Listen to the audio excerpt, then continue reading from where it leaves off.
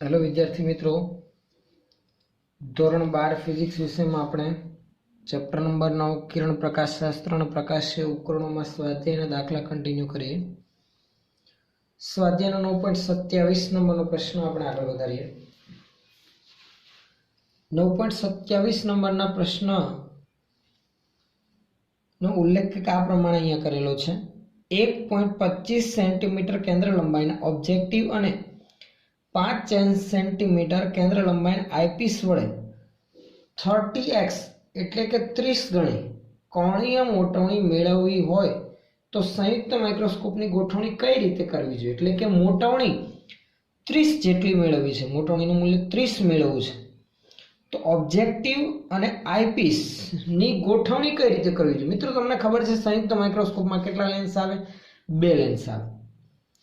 Objective દ્વારા રચાતું પ્રતિબિંબ eyepiece માટે વસ્તુ તરીકે વર્તે અને આઈપીસ સાદા માઇક્રોસ્કોપની જેમ વર્તન કરીને અંતિમ પ્રતિબિંબ રચે છે। એક નાની એવી આકૃતિ જો સમજવા ખાતર આપણે ધ્યાનમાં લેવી હોય ને તો આ રીતે આપણે દર્શાવી શકીએ। જો ધ્યાન આપો, એકદમ સિમ્પલ રચના, માત્ર આપણી સમજૂતી માટે। સૌથી પહેલા તો સંયુક્ત માઇક્રોસ્કોપ માટે આપણે એક નાની આકૃતિ ધ્યાનમાં લઈએ કે જેમાં 2 લેન્સ આપણે દર્શાવી રાખીએ। હું અહીંયા જે પણ આકૃતિ દર્શાવું છું એ માત્ર અને માત્ર આપણી સમજૂતી માટે છે, એટલે હું એકદમ નાની એવી આકૃતિ દર્શાવું। જો સંયુક્ત માઇક્રોસ્કોપમાં વસ્તુ તરફનો લેન્સ પ્રમાણમાં કેવો રાખવાનો? નાનો, એટલે ઓબ્જેક્ટિવ નાની સાઈઝનો। આ છે આપણો ઓબ્જેક્ટિવ, અને આઈપીસ પ્રમાણમાં મોટી સાઈઝનો રાખવાનો। આઈપીસની કેન્દ્ર લંબાઈ એટલે કે FE, ઓબ્જેક્ટિવની કેન્દ્ર લંબાઈ એટલે કે FO। જે પણ ઓબ્જેક્ટિવ અને આઈપીસ વચ્ચેનું અંતર છે એ જ ડિસાઈડ કરશે કે માઇક્રોસ્કોપની ગોઠવણી કઈ રીતે રાખતા આપણને સ્પષ્ટ પ્રતિબિંબ મળશે અને મોટવણી કેટલા ગણી મળશે? 30 ગણી મળશે। FO અને FE બંનેનો ઉલ્લેખ છે, મોટવણી મેળવવી છે 30 ગણી। હવે ધ્યાન આપજો, તો એની ગોઠવણી માટે આપણે આન્સર આપવાનો રહેશે કે જે આપણે અહીંયા વસ્તુ રાખતા રચાતું જે પ્રતિબિંબ છે, ધારો કે ક્યાંક અહીંયા રચાય છે, એટલે ઓબ્જેક્ટિવ માટે જે પ્રતિબિંબ અંતર છે, ઓબ્જેક્ટિવ દ્વારા રચાતું જે પ્રતિબિંબ છે એ આઈપીસ માટે આભાસી વસ્તુ તરીકે વર્તશે અને આઈપીસ શું કરશે? તેનું અંતિમ અને મોટું પ્રતિબિંબ રચશે। તો એના માટે પછી આ વસ્તુ બનશે, તો આ થશે આઈપીસનું વસ્તુ અંતર UE। એટલે આપણે જે આન્સર આપવાનો છે એમાં આપણે એ જ જણાવવાનું છે કે ઓબ્જેક્ટિવ અને આઈપીસ વચ્ચેનું અંતર VO + UE જેટલું રાખતા મોટવણી કેટલા ગણી મને મળે? 30 ગણી। આપણને ખબર છે મોટવણી વધુને વધુ મેળવવા માટે બંને વચ્ચેના અંતરમાં આપણે જરૂરિયાત મુજબ ફેરફાર કરીએ છીએ જ્યારે સંયુક્ત માઇક્રોસ્કોપનો ઉપયોગ કરીએ છીએ ત્યારે। તો એ અંતર જ જણાવવાનું છે કે ઓબ્જેક્ટિવ અને આઈપીસ વચ્ચે કેટલું રાખવું જોઈએ। તો સૌથી પહેલા તો આપેલી મોટવણીનો ઉપયોગ કરી એ પહેલા આપેલા મૂલ્ય નોંધી રાખીએ કે અહીં ઓબ્જેક્ટિવની કેન્દ્ર લંબાઈ FO બરાબર +1.25 સેન્ટીમીટર,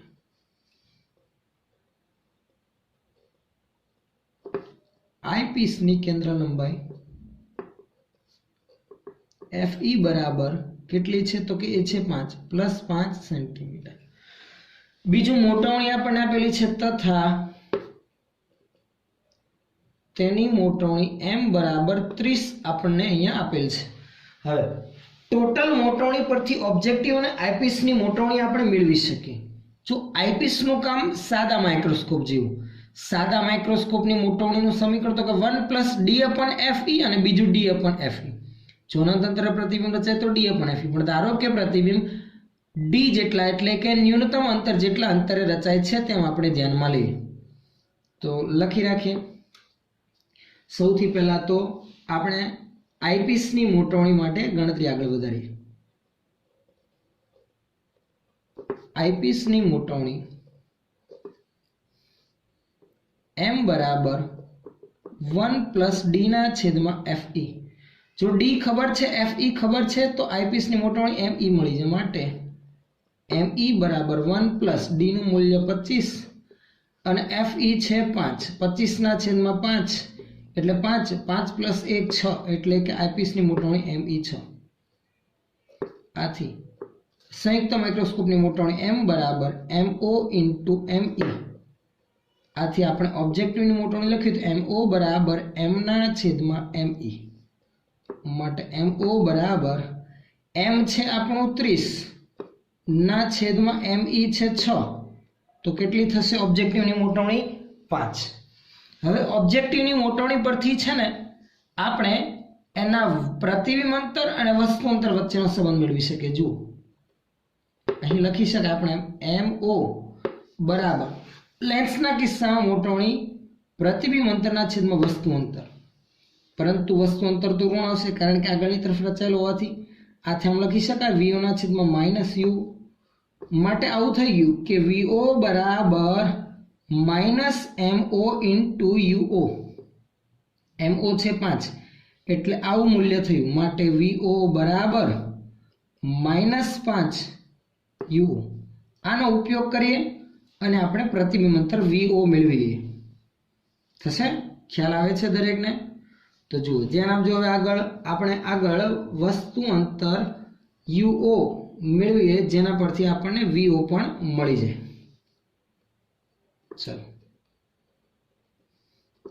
લેન્સનું સમીકરણ શું છે? લેન્સનું સમીકરણ તો -1/u પ્લસ 1/v બરાબર 1/f. પણ ઓબ્જેક્ટિવ માટે તો UO, VO અને FO.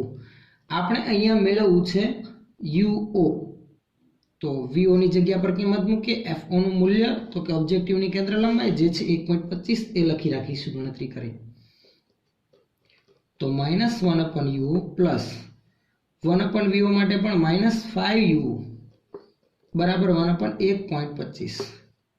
ચલો 1/u કોમન કાઢું તો આવું થશે -1/5 એટલે કે -6 ના છેદમાં 5 બરાબર 1 ના છેદમાં 1.25. માટે UO કેટલું થશે? તો -6 ગુણાકારમાં 1.25 ના છેદમાં 5. ગણતરી કરશો ને તો તમને UO કેટલું મળે છે? -1.5 સેન્ટીમીટર. સોરી, સંજ્ઞા સાથે લખી રાખીએ જે આવે છે -1.5 સેન્ટીમીટર જેટલું મૂલ્ય આપણને મળે છે. સ્ક્રીન પર દેખાય છે? ક્લિયર? હા, ઓકે. ચાલો UO મળી ગયું તો VO મળશે. આપણે આનો સમગ્ર ભાગનો 2 પાર્ટ પાડી દઈએ. વિઝન ક્લિયર છે? ઓકે. ચાલો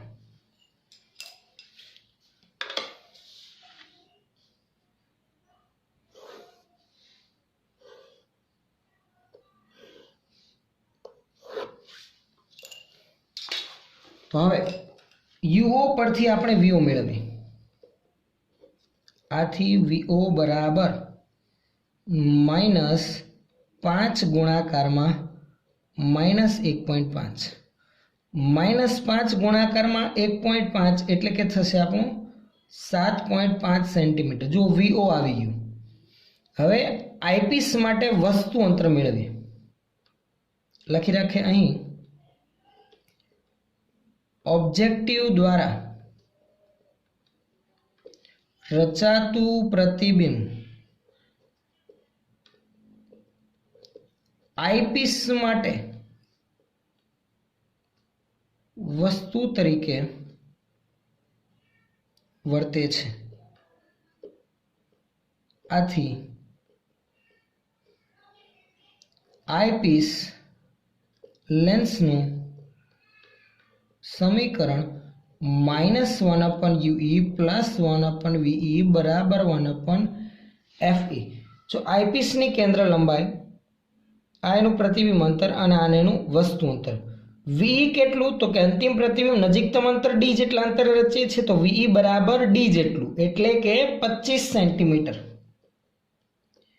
જ્યાં VE બરાબર -25 સેન્ટીમીટર. ચલો આપણે અહીંયા તો UE મેળવવું છે તો 1/UE જમણી બાજુ લઈ જઈએ તો 1/VE minus 1/FE વધશે. 1/VE એટલે કે આવશે કેટલું? તો કે -25 અને -1/FE એટલે કે કેટલું 5 માટે આનું આપણે સાદરૂપ આપીએ તો 1/UE નું મૂલ્ય કંઈક -6/25 જેટલું મળશે. આથી ફાઇનલ UE કેટલું થયું વ્યસ્ત કરશો તો તમે આની ગણતરી કરતા -4.17 સેન્ટીમીટર જેટલું પરિણામ મળ્યું. કેટલું આવ્યું UE -4.17 સેન્ટીમીટર. જો UE અને VO બંનેનો સરવાળો કરીશું તો બંને લેન્સ વચ્ચેનું આપણને અંતર મળી જશે, જે આપણે હવે અહીંયા લખી રાખીએ. અહીંયા સ્પેસ છે તો સૌથી પહેલા બંનેનો અંતરનો સરવાળો અહીંયા લખી રાખીએ. આમ આઈપીસ અને ઓબ્જેક્ટિવ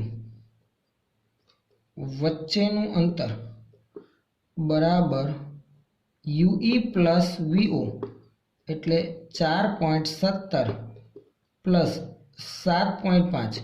જો બંને વચ્ચેના અંતરના સરવાળા માટે સંજ્ઞા પ્રણાલી અનુસાર મળતા ધન કે ઋણ મૂલ્ય નથી ધ્યાનમાં, કેમ કે બંને વચ્ચેનું ટોટલ અંતર જ મેળવવું છે. તો આ પણ ધન અને આ પણ ધન લઈશું.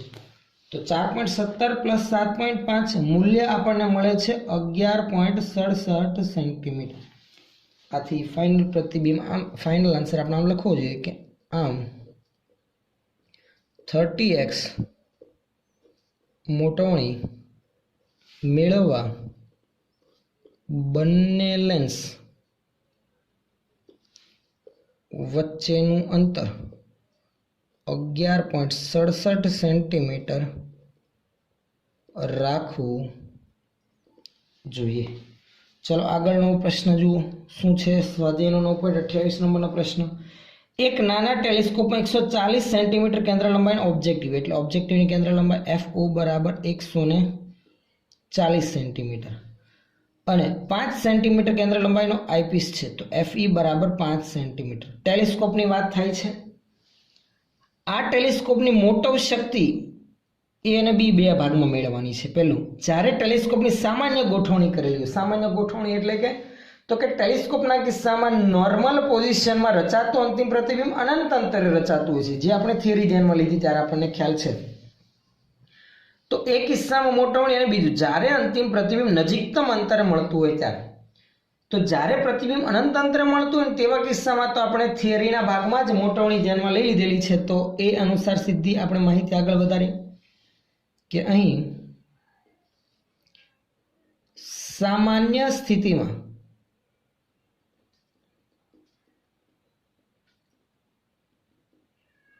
ટેલિસ્કોપની મોટવણી, મિત્રો સમીકરણ તમને ખબર છે.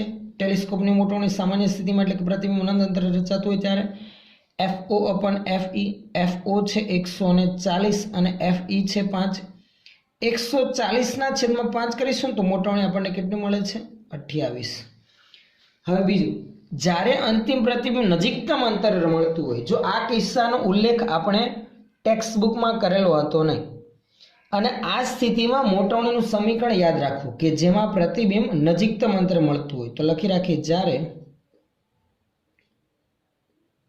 પ્રતિબિંબ D બરાબર 25 સેન્ટીમીટર અંતરે રચાતું હોય ત્યારે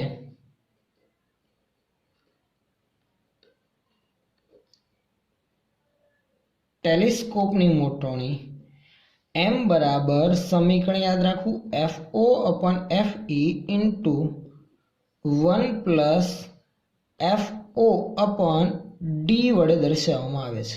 આ કંઈક પહેલા કરતા અલગ છે એટલે જરાક યાદ રાખવું. FO નું મૂલ્ય આપણને ખબર છે, અહીંયા ઓબ્જેક્ટિવની કેન્દ્ર લંબાઈ 140 છેદમાં FE છે 5. સોરી, અહીંયા FO નહીં શું આવશે FE આવશે. 1 પ્લસ FE નું મૂલ્ય 5 અને D નું મૂલ્ય 25. ગણતરી કરશો કેલ્ક્યુલેટરમાં તો પરિણામ તમને 28 અને ભાગાકાર 28 થશે. આમાં 1 પ્લસ 5/25 એટલે 0.2 તો 1.2 એટલે ગણતરી કરતા 33.6 જેટલી મોટવણી મળશે જ્યારે પ્રતિબિંબ નજીકતમ અંતરે રચાતું હોય ત્યારે. ક્લિયર ખ્યાલ આવે છે? આ સમીકરણ આપણે જરાક યાદ રાખવું. પ્રતિબિંબ નજીકતમ અંતરે રચાતું હોય તેવા કિસ્સામાં ટેલિસ્કોપની મોટવણી FO/FE × 1 પ્લસ FE/d વડે રજૂ કરવામાં આવે. ચાલો આગળના પ્રશ્ન તરફ હવે આપણે આગળ વધીએ. ચલો આગળ સ્વાધ્યાયનો 9.29 નંબરનો પ્રશ્ન જોઈએ. સ્વાધ્યાય 9.28 એટલે કે આગળના પ્રશ્નમાં જે ઉલ્લેખ કરેલો હતો એ જ ટેલિસ્કોપ, કે જેમાં ઓબ્જેક્ટિવની કેન્દ્રમાં 140 હતી અને આઈપીસની કેટલી હતી? 5 સેન્ટીમીટર હતી. દર્શાવેલ ટેલિસ્કોપ માટે ઓબ્જેક્ટિવ અને આઈપીસ વચ્ચેનું અંતર. મિત્રો આપણને ખ્યાલ છે તેમ ઓબ્જેક્ટિવ વડે રચાતું પ્રતિબિંબ આઈપીસ માટે વસ્તુ તરીકે વર્તે. આથી બંને વચ્ચેનું અંતર એ ઓબ્જેક્ટિવના પ્રતિબિંબ અંતર અને આઈપીસના વસ્તુ અંતરનો સરવાળો કરતા આપણને સીધું મળી આવશે. તો આન્સરમાં સૌથી પહેલા એ ભાગની ગણતરી કરી રાખીએ. તો લખી રાખીએ ટેલિસ્કોપ માટે ઓબ્જેક્ટિવ અને આઈપીસ વચ્ચેનું અંતર બરાબર FO પ્લસ FE, જ્યાં ઉલ્લેખ કરી રાખીએ કે FO છે કેટલું? 140 સેન્ટીમીટર અને FE બરાબર 5 સેન્ટીમીટર. આથી સરવાળો કરીએ તો 140 પ્લસ 5 કેટલું થશે અંતર? 145 સેન્ટીમીટર જેટલું અંતર થશે. આ આપણા પહેલા પ્રશ્નનો આપણને આન્સર મળી ગયો. ચલો હવે ધ્યાન આપજો આગળ બી માટે. જે બી માં શું કીધેલું છે? જો આ ટેલિસ્કોપનો 3 કિલોમીટર દૂર આવેલા 100 મીટર ઊંચાઈના ટાવરને જોવા માટે ઉપયોગ કરવામાં આવે તો ઓબ્જેક્ટિવ લેન્સ વડે રચાતા ટાવરના પ્રતિબિંબની ઊંચાઈ શોધવાની છે. આ જ ટેલિસ્કોપનો ઉપયોગ ટેલિસ્કોપથી 3 કિલોમીટર દૂર આવેલા 100 મીટર ઊંચાઈના ટાવરને જોવા માટે ઉપયોગ કરવામાં આવે તો એના માટે આપણે ઓબ્જેક્ટિવ લેન્સ વડે રચાતા પ્રતિબિંબની ઊંચાઈ શોધવાની છે. જો એક નાની એવી આકૃતિ હને સમજવા માટે, આપણી મુખ્ય અક્ષ. ટેલિસ્કોપના કિસ્સામાં જે ઓબ્જેક્ટિવ લેન્સ હોય એ પ્રમાણમાં મોટો વ્યાસ ધરાવતો હોય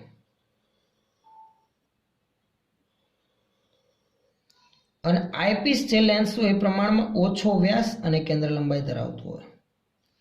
બરાબર? આ ઓબ્જેક્ટિવ તો FO અને આઈપીસ FE. FO અને FE તો આપણને આપેલ જ છે. હવે ઓબ્જેક્ટિવ લેન્સથી 3 કિલોમીટર દૂર એક 100 મીટર ઊંચાઈનો ટાવર છે.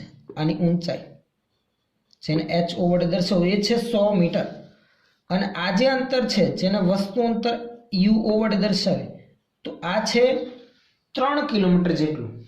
હવે ઓબ્જેક્ટિવમાંથી આવતા પ્રકાશના કિરણો વસ્તુમાંથી આવતા પ્રકાશના કિરણો એ લેન્સ સાથે કંઈક ખૂણો અંતર છે. પણ જુઓ 3 કિલોમીટરનું અંતર આની કેન્દ્ર લંબાઈની સરખામણીમાં ઘણું દૂર કહેવાય.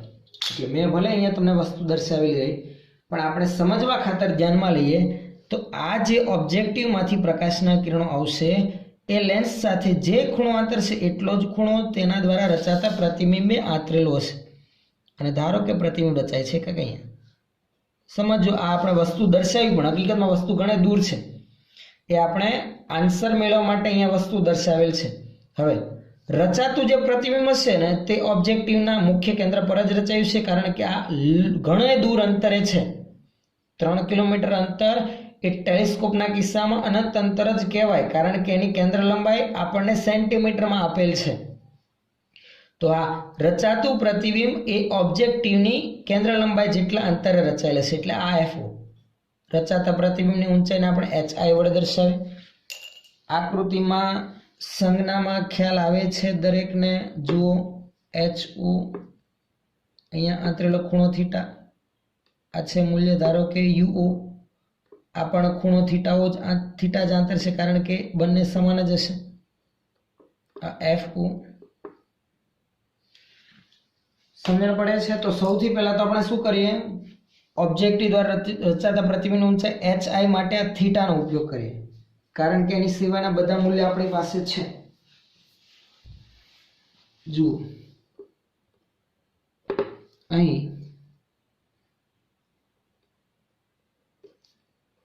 ટાવરની ઊંચાઈ HO બરાબર આપણને આપેલ છે 100 મીટર. ટાવરનું ઓબ્જેક્ટિવથી અંતર એટલે કે યુઓ કેટલું છે તો કે ટાવરનું ઓબ્જેક્ટિવથી અંતર છે 3 કિલોમીટર એટલે કે 3000 મીટર માટે ઓબ્જેક્ટિવ સાથે ટાવરે આંતરેલ કોણ થીટા બરાબર tan થીટા નાનો ખૂણો હોવાથી થીટાના બદલે tan થીટા વાળા પદનો ઉપયોગ કરીએ તો tan થીટા બરાબર સામેની બાજુના છેદમાં પાસેની બાજુ એટલે કે HO ના છેદમાં UO આમ લખાય તથા એ જ થીટાનો ઉપયોગ આપણે આ બાજુ ઉપયોગ કરી શકે પ્રતિબિંબ માટે કે થીટા બરાબર આકૃતિ પરથી સામેની બાજુ એટલે કે HI ના છેદમાં FO થાય હવે બંને પદની સરખામણી કરે તો આવું લખાય HO ના છેદમાં UO બરાબર HI ના છેદમાં FO આપણે અહીંયા ઓબ્જેક્ટિવ રચાતા પ્રતિબિંબની ઊંચાઈ મળે એટલે કે HI મેળવવું છે તો HI બરાબર શું થશે HO ના છેદમાં UO ગુણાકારમાં FO HO ટાવરની ઊંચાઈ 100 મીટર છેદમાં UO ટાવરનું ઓબ્જેક્ટિવથી અંતર 3 કિલોમીટર એટલે 3000 મીટર અને FO ઓબ્જેક્ટિવની કેન્દ્ર લંબાઈ 140 સેન્ટીમીટરમાં આપણને આપેલ છે સેન્ટીમીટરનું આપણે ધ્યાનમાં લેવું પડશે મૂલ્ય શેમાં મીટરમાં હવે સેન્ટીમીટરનું મીટરમાં કેટલું થશે તો કે 1.4 ખ્યાલ આવે છે હવે ગણતરી કરીએ આપણે તો જો અહીંયા બે 0 કેન્સલ થશે 1.4 ના છેદમાં 30 આધારિત આપણને પરિણામ મળે છે HO theta HO upon UO sorry tan theta બરાબર HO upon UO અને એ જ રીતે થીટા બરાબર HI ના છેદમાં FO છે આપણું 140 સેન્ટીમીટરમાં જ આપેલું છે મૂલ્ય હા બરાબર છે એ મૂલ્ય સેન્ટીમીટરમાં જ આપણને અહીં આપેલું છે 140 સેન્ટીમીટર FO નું મૂલ્ય આ HO નું મૂલ્ય જે અહીં આપેલું છે 100 મીટર અને UO જે છે 3000 મીટર બે 0 કેન્સલ થઈ જશે તો ગણતરી કરીએ તો 1.4 ના છેદમાં 30 એટલે કે આપણું પ્રતિબિંબ અંતર આપણને મળવાનું છે તો એની ગણતરી કરતા આપણને મૂલ્ય 0.047 મીટર મળશે જો સેન્ટીમીટરમાં લખવું હોય તો કેટલું થશે તો સેન્ટીમીટરમાં મૂલ્ય ગણતરી કરશો તો 4.7 સેન્ટીમીટર જેટલું આવશે પ્રતિબિંબની ઊંચાઈ જુઓ આ જે ઉપરનું મૂલ્ય છે આપણે મીટરમાં લખ્યું પણ સેન્ટીમીટરમાં કેટલું આવશે 4.7 સેન્ટીમીટર ઓકે ચલો હવે આગળ વધીએ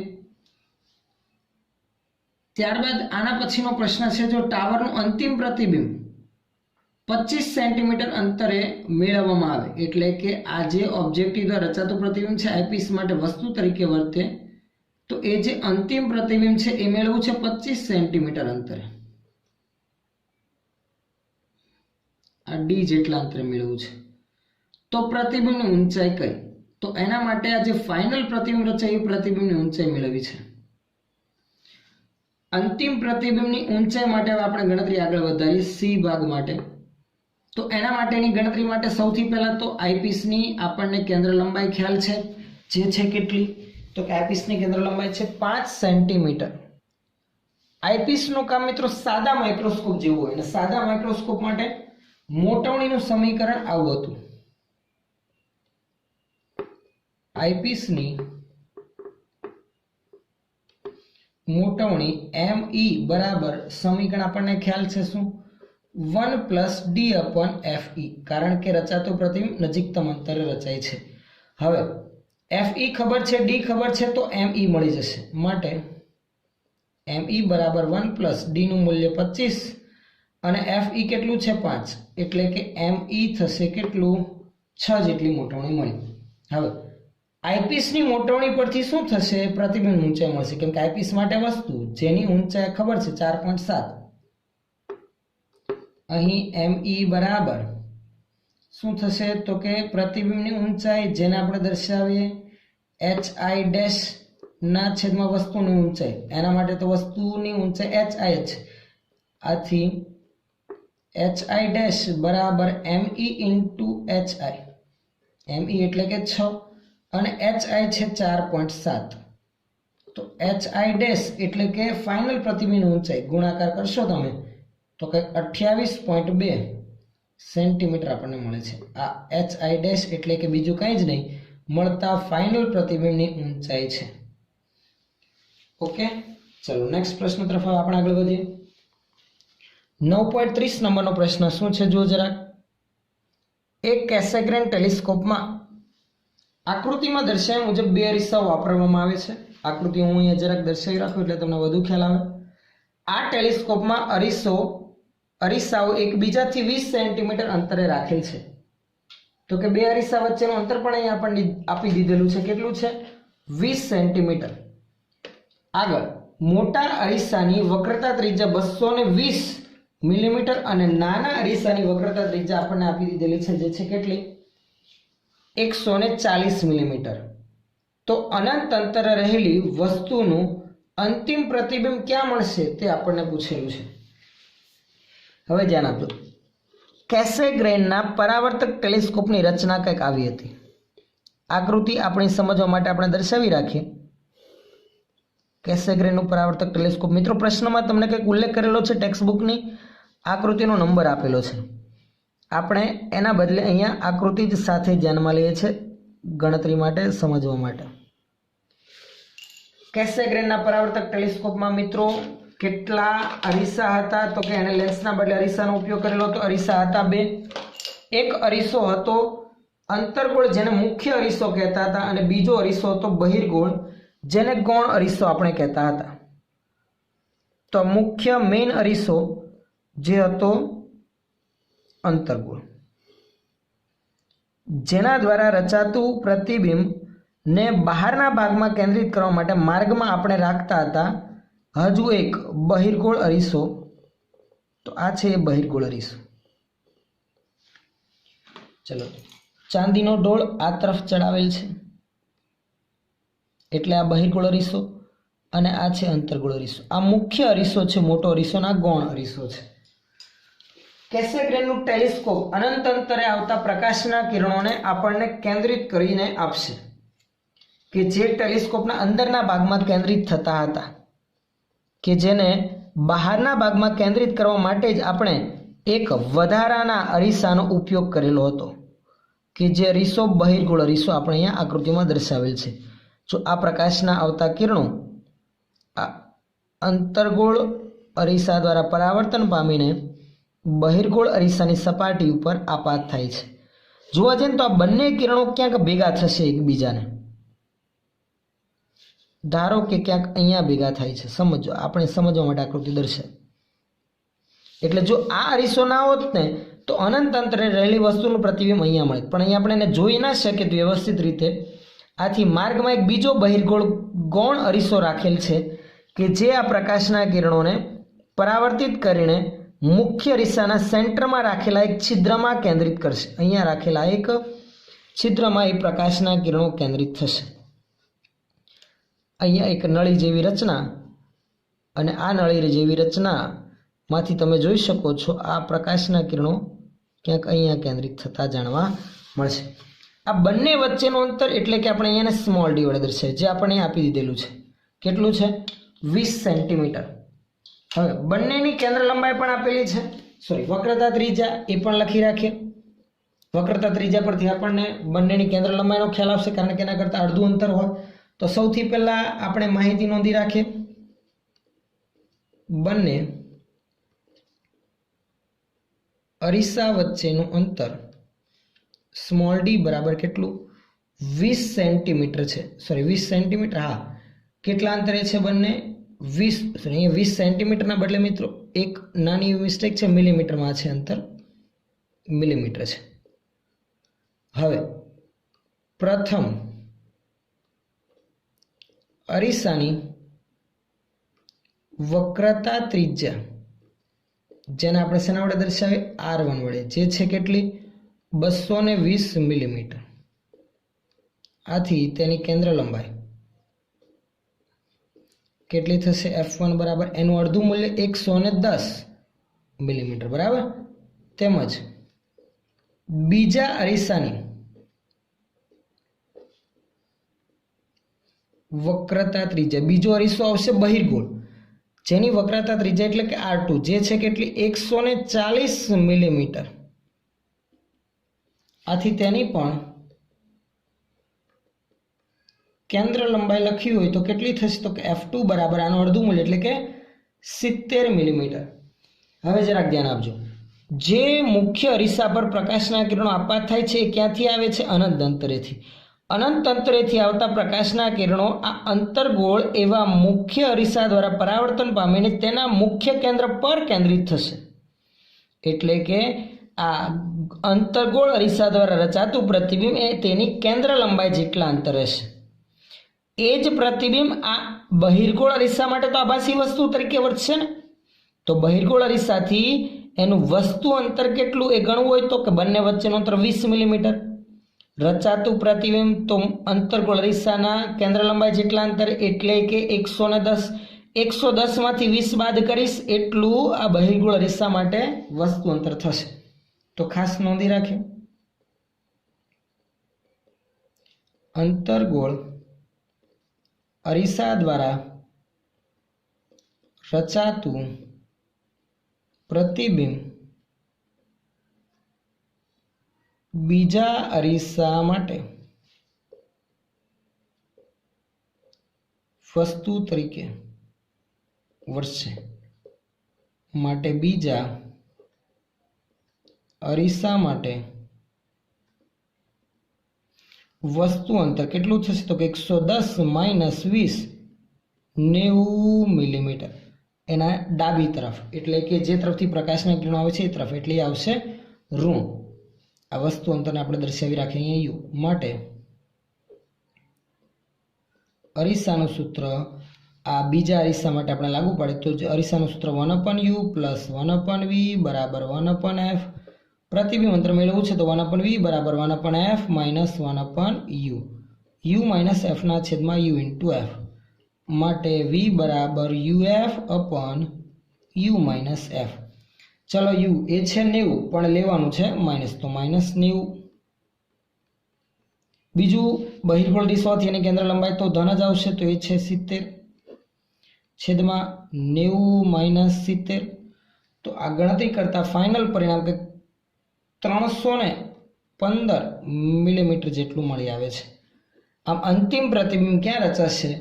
બીજા અરીસાથી 315 મિલીમીટર અંતરે રચાય છે. કઈ બાજુ? જમણી તરફ. લખી રાખે, માટે અંતિમ પ્રતિબિંબ બીજા અરીસાથી 315 મિલીમીટર અંતરે રચાશે, જે આપણો આન્સર બનશે. ઓકે, તો અહીંયા સુધી